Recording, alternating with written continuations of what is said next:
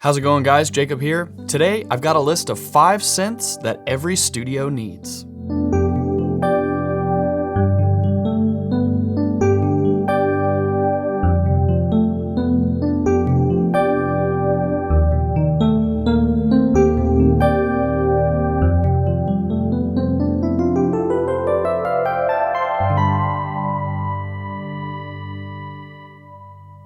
Now, before I really dive in and go into this list, I'm gonna say it once, I may say it more than once, I may say it many, many times.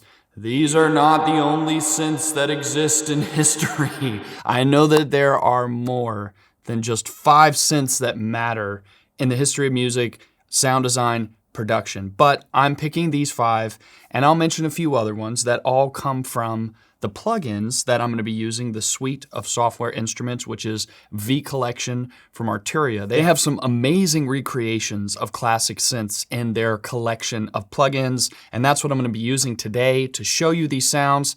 Let's get started. First up is the Moog Minimoog. And wow, what a famous instrument. I mean, obviously you've heard of it, and you've heard a lot of songs with this instrument in it. Not specifically the Minimoog, but just Moog in general, some songs that you've heard that use Moog instruments. Kraftwerk, Autobahn, Donna Summer, I Feel Love, songs by Rush, Emerson, Lake and Palmer, Pink Floyd, Parliament, Heart. It goes on and on. I could never say them all in one video. It would take forever. This is Arturia's version of the Minimoog, a software version of the instrument. You can see it's very familiar in its look, very similar to the original instrument. You have a library where you can search by style, different types of presets. That's something you're gonna wanna find quickly, because that's one of the fun things with plugins nowadays is you don't necessarily have to build every sound from scratch. A lot of them are classic sounds, things that will sound familiar. One preset I like in the lead section is Lucky, and you might recognize this sound from the synth solo in Emerson, Lake and Palmer's song, Lucky Man.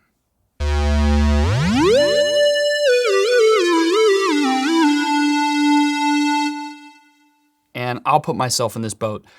I wasn't someone that grew up with a lot of the real versions of these instruments that came out in the 60s, 70s, 80s, but I've heard the sounds. I grew up in an era of plugins, of digital replications of these instruments. And just in case you don't know, if you did grow up with some of these, you probably do know, but for those that don't, these instruments were incredibly expensive. They were hard to get around, a lot of them. And you really had to know what you were doing to use them. You can just look at it and tell, even if you're a brand new person to this, a beginner, it takes some time to figure out how to do and craft sounds. So the fact that these previously very expensive and big instruments are now available in plugin form, and to be honest, sound very good. They're very faithful replications, is an amazing thing and something that everyone should take advantage of, especially if you have a home studio. Next, we're going to the Sequential Circuits Prophet 5, another very famous instrument used on songs by Hall & Oates, like I Can't Go For That, Weather Report, Young and Fire, Peter Gabriel, Depeche Mode, Genesis. So many great bands have used this synth. Back over to Bitwig Studio, which is the DAW I'm using. I've already got the Prophet 5 queued up, and you'll see there's also the Prophet 5S here.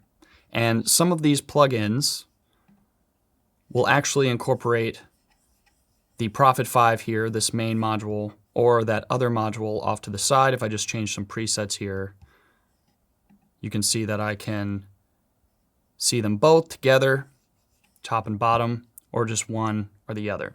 Now, just so you know, the newest collection of instruments, V Collection 9, you actually have the ability to separate the two. They're now separate instruments, which I think is a really nice idea. That was a good move from Arturia to do that. Let's use this instrument just to check out the preset library here. So for instance, if I want to go for a pad, I can do pad. Now I can do by style, 60s, 70s, 80s, 90s, ambient, game audio, soul, R&B. There's all these categories, genres, styles, different characteristics. If I want something that sounds digital and bizarre, maybe. Let's see, I want something lo-fi. Well, there's only one result, so this is apparently my sound.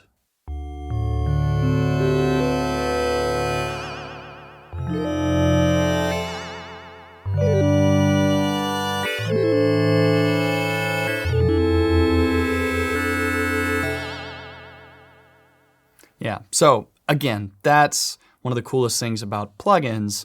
You can just go through these presets and find so many different colors. And if you want to, which I do all the time, is I just go to the basic categories here.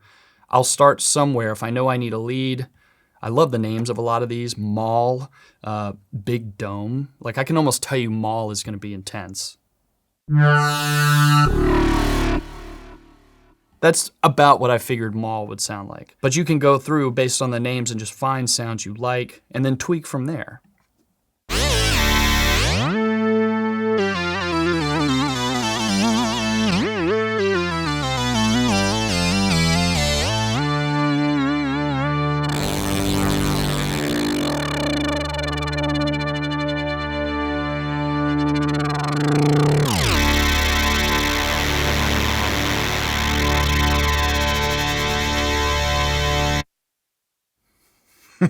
I had fun doing that. Next up on the list of 5 synths that every studio needs, but not the only synths in the world and not the only definitive list ever, is the Oberheim OB-Xa.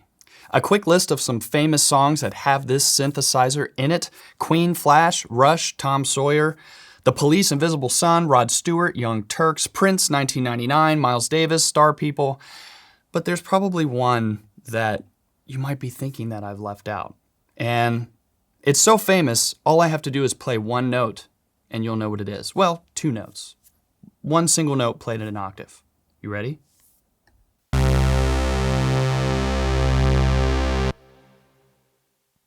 Okay, I'll play the whole thing.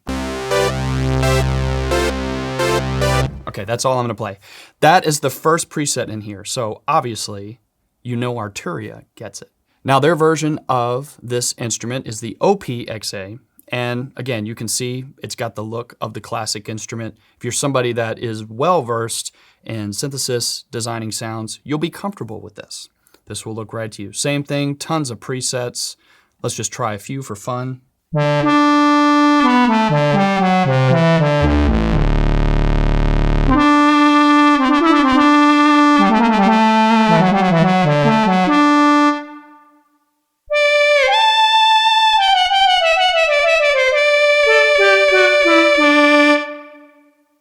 Brass and winds. Let's check out a few pads here.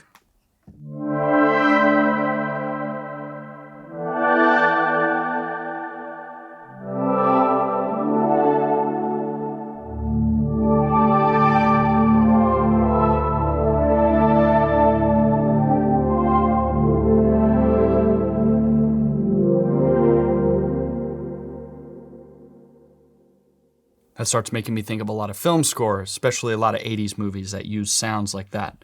Very classic sounds. There's also lots of keys sounds in here, some designed after acoustic instruments. Here's funky piano.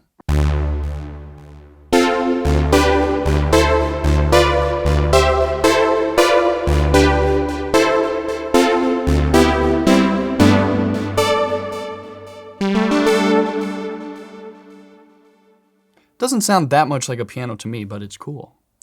Let's see what else is in there, just for fun. Synth clav, so this will be based off a clav.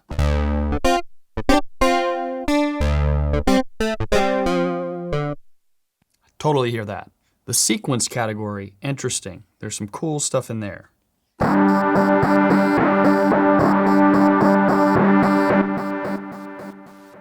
So you can just play one note and have a ball with that category. Let's see what else is in here. The High Castle. I like the name, probably means I'm gonna like the sound.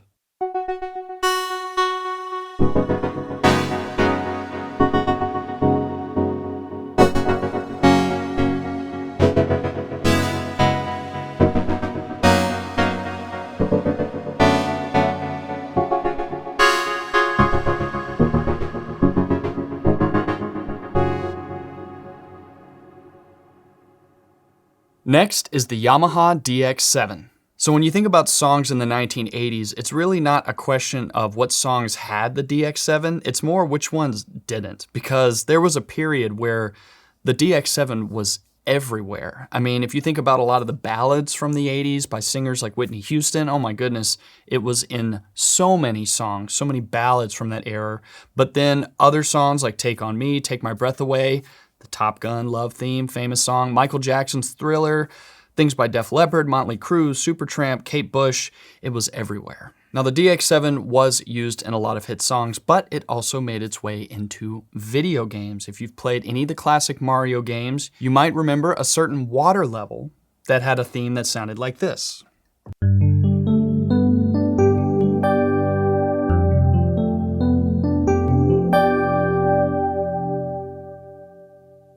That is from Super Mario 64, Dire Dire Docks. That's the water level, and that's the theme composed by Koji Kondo, who wrote so many great Nintendo themes.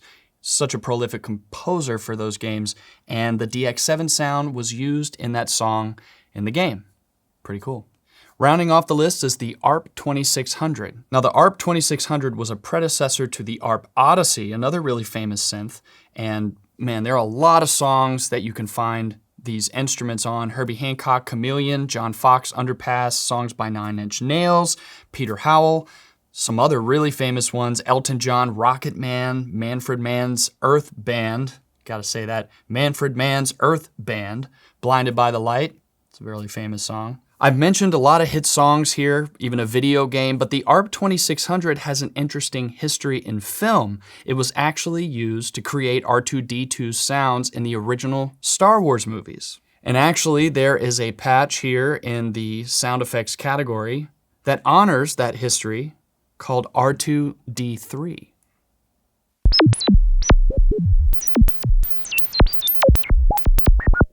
There you go. Now those are just 5 synths that you get in the V Collection. And I'm gonna head over to the website. I've got the Arturia V Collection 9 here open, software bundle, and I wanna show you what you get.